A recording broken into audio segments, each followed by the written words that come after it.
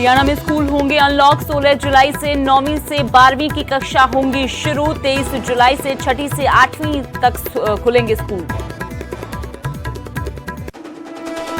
कुरुक्षेत्र में राज्य मंत्री कमलेश ढांडा को किसानों ने दिखाए काले झंडे। काफिले को रोकने की भी हुई कोशिश। पुलिस ने खदेड़ा। कष्ट निवारण समिति की बैठक में पहुंची थी कमलेश ढांडा।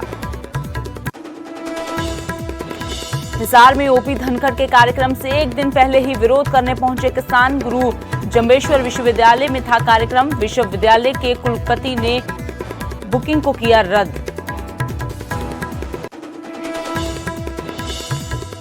कुंडरी से निर्दलीय विधायक रणधीर गोलन के खिलाफ करनाल में मामला दर्ज। बहू ने सास, ससुर और पति के खिलाफ दहेज प्रताड़ना की दी शिकायत। 2 साल पहले हुई थी रणधीर गोलन के बेटे की शादी। आज दी जाएगी वीरभद्र सिंह को अंतिम विदाई। रामपुर में राजकीय सम्मान के साथ किया जाएगा अंतिम संस्कार। पिता को मुख्य अग्नि देने से पहले राजगद्दी संभालेंगे विक्रमादित्य सिंह।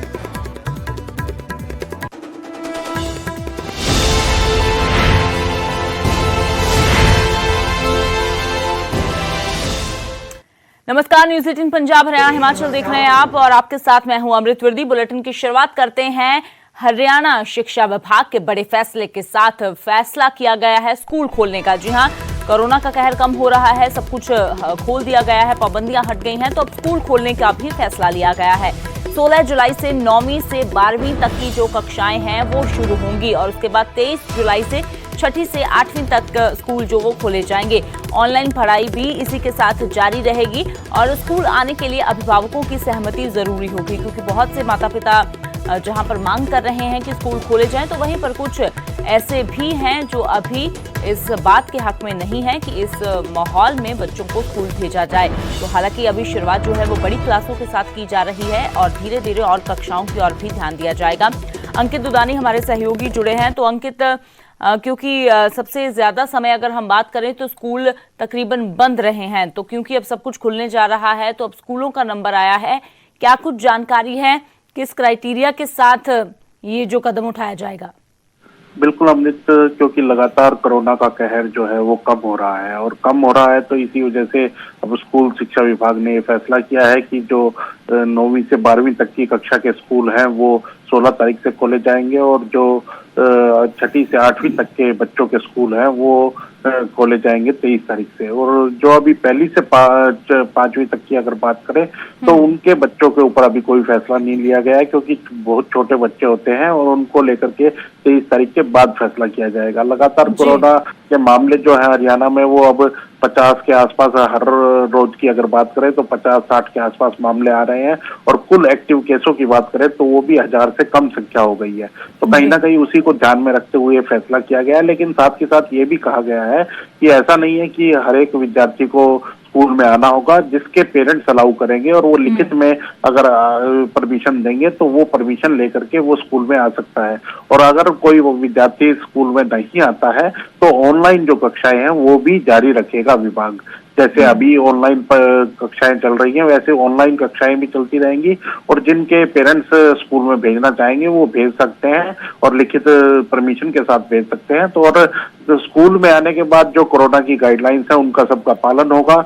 जो स्कूल के मंत्री हैं कंवरपाल गुर्जर, उन्होंने ये भी कहा है कि अभी क्योंकि 3rd वेव की लगातार बात कही जा रही है और आएगी नहीं आएगी, कब आएगी, अभी उसके ऊपर कोई विचार नहीं हुआ है, लेकिन जब आएगी उसके कोई केसेस सामने आएंगे, कोई मामला सामने आएगा तो उस समय विभाग दोबारा विचार करेगा। लेकिन क्योंकि लगातार बच्चे भी ये मांग कर रहे थे, पेरेंट्स भी मांग कर रहे थे स्कूल खोले जाएं, तो अब स्कूल खुलने जा रहे हैं। जी बिल्कुल अंकित, खासतौर पर अगर 9वीं से 12वीं तक की कक्षा की बात की जाए तो ये एक ऐसा समय होता है कि बच्चों के लिए स्कूल जाना ज्यादा जरूरी हो जाता है, क्योंकि एक तो अंत के साल होते हैं उनके स्कूल में और ऊपर से पढ़ाई भी थोड़ी मुश्किल हो जाती है। शुक्रिया अंकित फिलहाल इस तमाम जानकारी के लिए। तो स्कूल खोलने का फैसला लिया गया है हरियाणा स्कूल की ओर से, हरियाणा शिक्षा विभाग की ओर से, और ये पड़ाव दर पड़ाव स्कूल खोले जाएंगे। 16 जुलाई से 9वीं से 12वीं की कक्षाएं शुरू होंगी और उसके बाद फिर 23 जुलाई से 6ठी से 8वीं तक स्कूल खोले जाएंगे। लेकिन इसके लिए जो अभिभावक हैं, जो माता पिता हैं, उनकी सहमति जरूरी होगी। जिस प्रकार से अब सामान्य स्थिति है बिल्कुल, और लगभग जो नए केस है वो लगभग शून्य है इस टाइम। तो इस सारे को देखते हुए हमने निर्णय लिया है कि हम स्कूल खोल लें और 16 तारीख तक 15 तारीख तक हमारे स्कूलों की छुट्टी है। 16 तारीख से जो 9th से 12th तक की जो कक्षाएं हैं वो हम शुरू कर रहे हैं और उसके बाद अगर सारी स्थिति ठीक रही तो निश्चित तौर से उससे जो छोटी क्लास है उनका जल्दी हम स्कूल खोलने का काम करें। तो अभी डेट निर्धारित नहीं की गई, एक बार स्थिति देख लेते हैं सारी। तो जैसे स्टेप बाय स्टेप हमने पहली बार भी हमने खोले थे तो उसी प्रकार से एक स्थिति देख लेते हैं तो और जल्दी उसका निर्णय लेंगे अगली क्लास।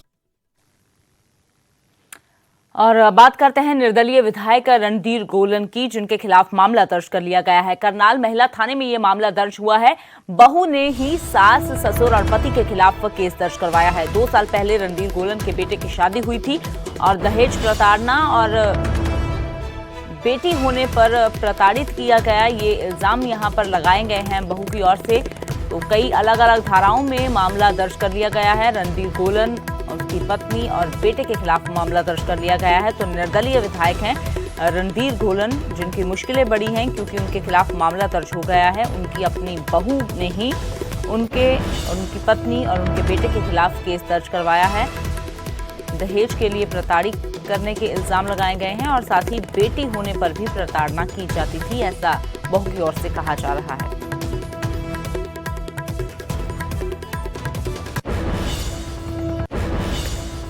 दहेज के लिए प्रताड़ित करना, मारपीट करना, जान से मारने की धमकी देना और बेटी होने पर पुत्र वधू के साथ मारपीट के मामले बढ़ते ही जा रहे हैं। अब जो मामला सामने आया है उसमें आरोप एक नेता पर लगे हैं। नेता पुंडरी से आजाद विधायक हैं जिनका नाम रणधीर गोलन है। उन्होंने अपना समर्थन सरकार को दिया हुआ है और उन्हें हरियाणा पर्यटन निगम का चेयरमैन भी बनाया हुआ है। जो आरोप लगे हैं और जो मामला दर्ज हुआ है वो करनाल के महिला थाना में हुआ है और आरोप रणधीर गोलन, उनके छोटे बेटे, उनके बड़े बेटे और उनकी पत्नी के खिलाफ हुआ है। और ये जो आरोप लगाए हैं वो रणधीर गोलन की पुत्र वधू ने लगाए हैं और उसके बाद से पुलिस इस पूरे मामले की इन्वेस्टिगेशन कर रही है।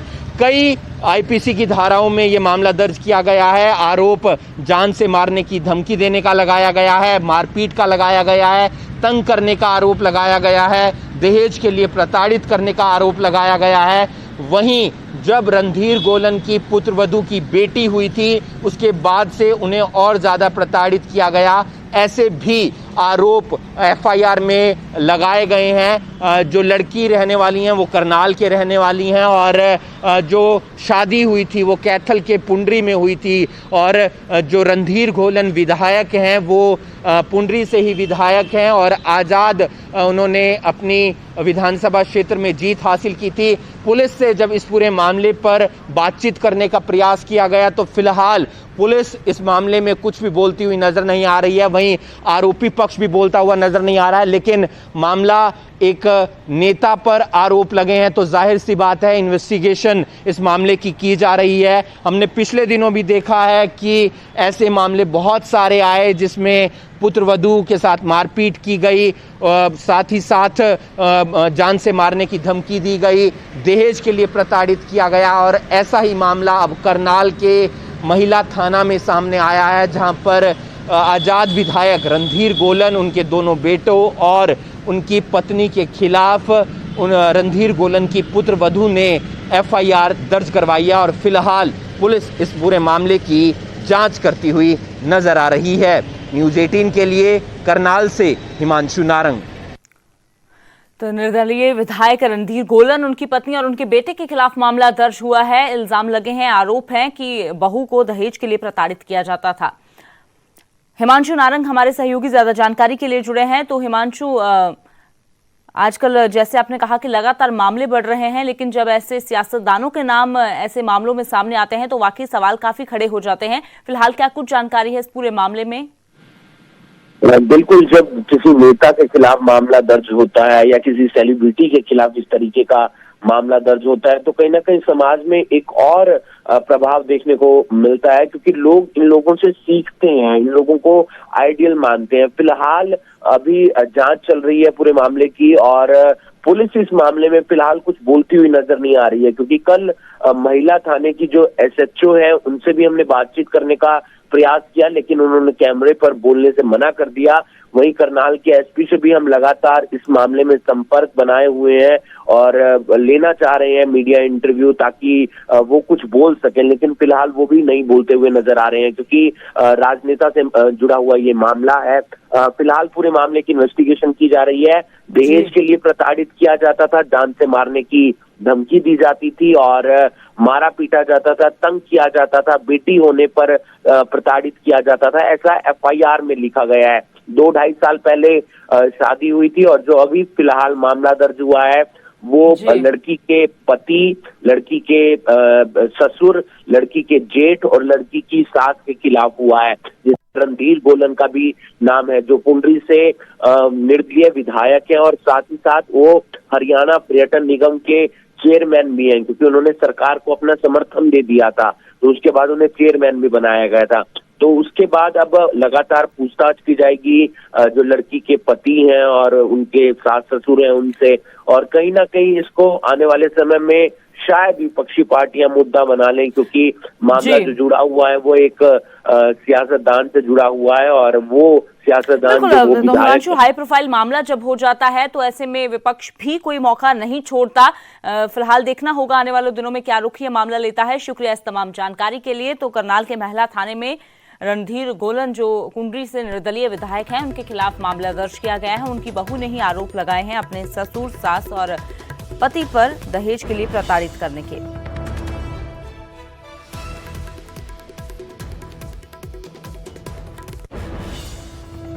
और अब बात करते हैं हिमाचल के पूर्व मुख्यमंत्री और सबके दिलों में राज करने वाले वीरभद्र सिंह की, जिनको आज अंतिम विदाई दी जाएगी। रामपुर में वीरभद्र सिंह का राजकीय सम्मान के साथ अंतिम संस्कार किया जाएगा। पिता को मुखाग्नि देने से पहले विक्रमादित्य सिंह राजगद्दी संभालेंगे। शुक्रवार को वीरभद्र सिंह की पार्थिव देह के अंतिम दर्शनों के लिए शिमला में कांग्रेस के मुख्यालय में जन सैलाब उमड़ पड़ा। कार्यकर्ताओं ने नम आंखों से वीरभद्र सिंह को श्रद्धांजलि अर्पित की। पार्टी के पूर्व राष्ट्रीय अध्यक्ष राहुल गांधी ने भी राजीव भवन पहुंचकर वीरभद्र सिंह को श्रद्धांजलि दी। इससे पहले भाजपा के राष्ट्रीय अध्यक्ष JP नड्डा मुख्यमंत्री जयराम ठाकुर के साथ शिमला के ऐतिहासिक रिज मैदान पर वीरभद्र सिंह के अंतिम दर्शनों के लिए पहुंचे और प्रधानमंत्री नरेंद्र मोदी की ओर से भी श्रद्धा सुमन अर्पित किए गए। शुक्रवार को ही वीरभद्र सिंह को उनका पार्थिव शरीर रामपुर लाया गया और यहां भी हजारों की तादाद में उनके अंतिम दर्शनों के लिए लोगों की भीड़ उमड़ी। तो आज दोपहर बाद उनका अंतिम संस्कार किया जाएगा। तो सीधा रुख करते हैं शिमला का। रणबीर हमारे सहयोगी जुड़े हुए हैं। तो रणबीर, कल की जो तस्वीरें सामने आई हैं, जिस तरीके से जन सैलाब उमड़ा है, वो वाकई में तस्वीरें देखने वाली थी, लेकिन आज की क्या जो पूरी प्रक्रिया रहने वाली है, क्योंकि पहले राजगद्दी संभालने की बात आ रही है विक्रमादित्य की, तो सारा दिन कैसे ये प्रोग्राम रहेगा? जी हाँ, देखिए अमृत, इस वक्त हम रामपुर में हैं। जो वीरभद्र सिंह का महल है, जिसे पद्म पैलेस के नाम से जाना जाता है, इसके बाहर देखिए किस तरह की तस्वीरें निकलकर आ रही हैं। हालांकि जो आम लोगों के लिए जो दर्शनों के लिए जो समय रखा गया है वो 8 बजे का बाद का है, लेकिन फिर भी लोग जो हैं यहाँ पर पहुँच रहे हैं। काफ़ी संख्या में लोग पहुँच रहे हैं। अभी लोगों के आने का सिलसिला शुरू हुआ है। लोग अंतिम दर्शन कर रहे हैं, श्रद्धा सुमन अर्पित कर रहे हैं, श्रद्धांजलि दे रहे हैं। तो यहाँ से जो जानकारी निकल कर आई है कि आज क्या रहेगा, 11 बजे तक का समय रखा गया है अंतिम दर्शनों के लिए। उसके बाद जो है राज्याभिषेक होगा। हालांकि जो यहाँ पर लोगों ने जानकारी दी है कि ये उस तरह का राज्याभिषेक नहीं है कि राजतंत्र चलता है, लोकशाही है, देश में राजतंत्र ख़त्म हो गया है। और ये जो है एक सिंबॉलिक होगा, सांकेतिक होगा, एक औपचारिकता भर ये होगा कि राजगद्दी जो है खाली नहीं रहती, ये सिर्फ परिवार तक सीमित होगा। इसका कोई स्टैट्यूटरी यानी वैधानिक कोई इसका महत्व नहीं है। पारिवारिक का बेहद निजी ये जो है कार्यक्रम होगा और जैसी परंपरा है राज परिवार की, उसके तहत उसका निर्वहन होगा। जो ये देखिए, ये जो राजगद्दी है वो यहाँ से ले जाया जा रहा है, जिस पर जो है विक्रमादित्य सिंह विराजमान होंगे। जो पूरी प्रक्रिया है पहले से तय, उसके तहत ही जो है राजगद्दी पर उन्हें बिठाया जाएगा। करीब 1 से 1.5 घंटे का वक्त बताया गया है।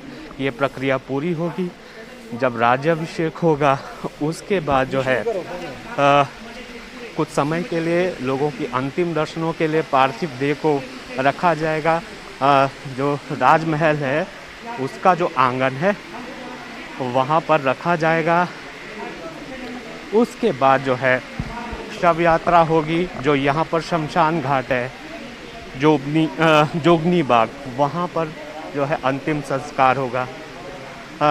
देखिए इसके बारे में और बात करेंगे। सीधी तस्वीरें पहले यहाँ पर दिखाना चाहेंगे कि ये वीरभद्र सिंह की पार्थिव देह है। जितने दर्शक हमारे साथ जुड़े हैं अंतिम दर्शन वो यहाँ पर कर सकते हैं कि ये अंतिम दर्शन है। इसके बाद वीरभद्र सिंह हमें नज़र नहीं आएंगे और यहाँ पर किस तरह से हैं श्रद्धांजलि देने दर्शनों के लिए।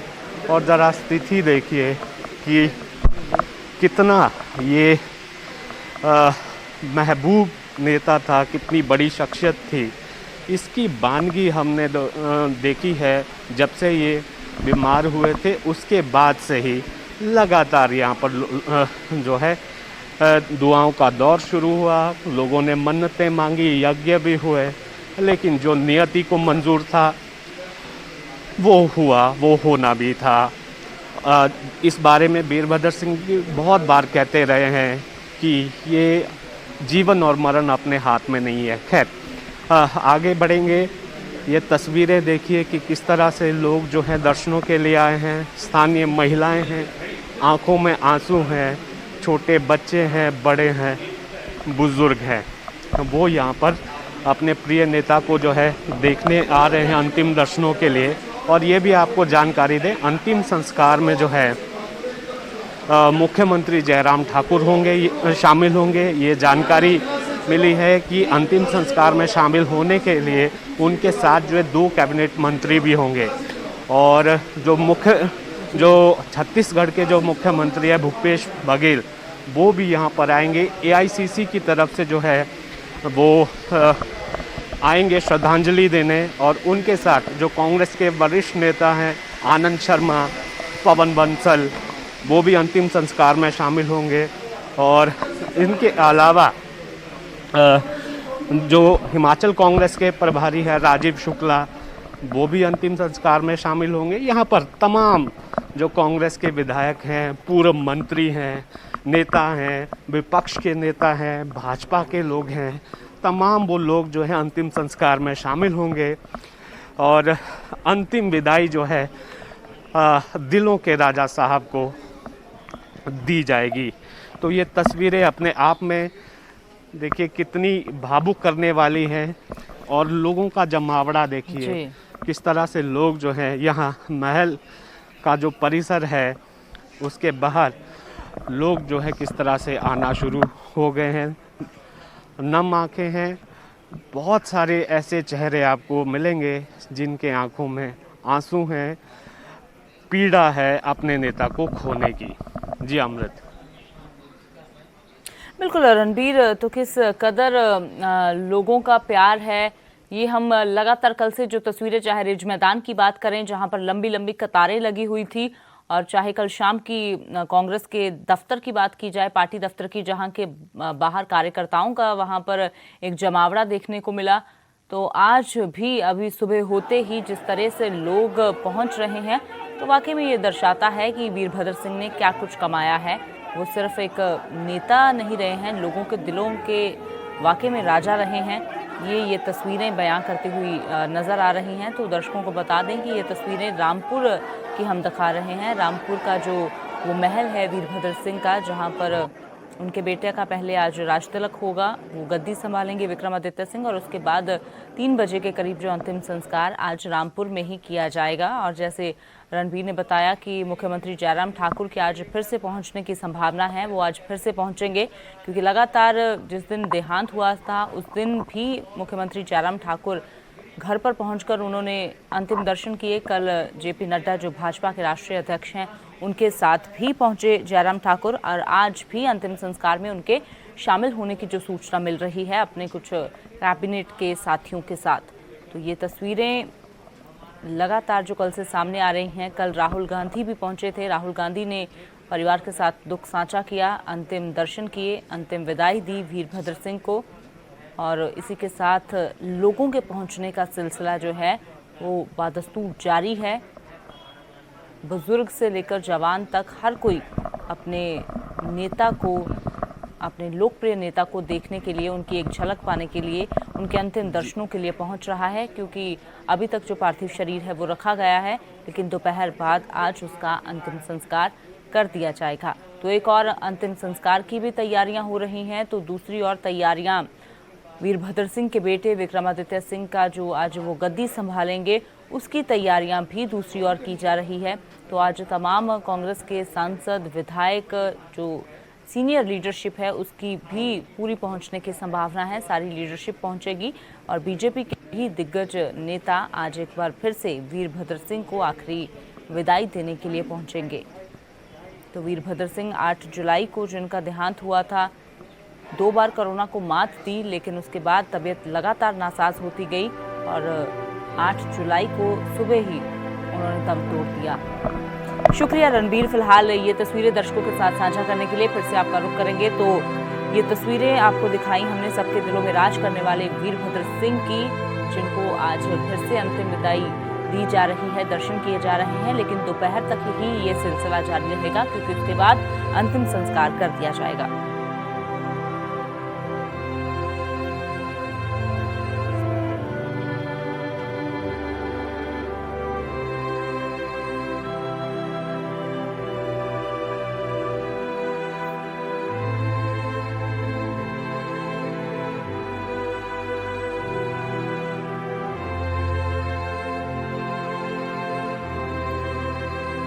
और अब बात करते हैं कोरोना की तीसरी लहर की, जिससे पहले ही सरकार कमर कस रही है। लगातार दूसरे दिन स्वास्थ्य व्यवस्थाओं को लेकर बैठक हुई है।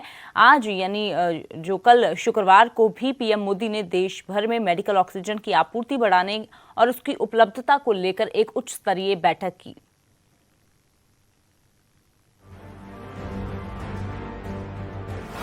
बढ़ रही लापरवाही लाएगी तबाही।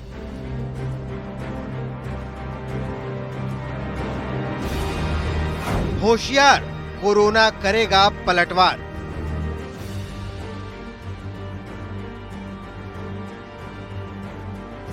भीड़ में सावधान, आपकी ही है जान।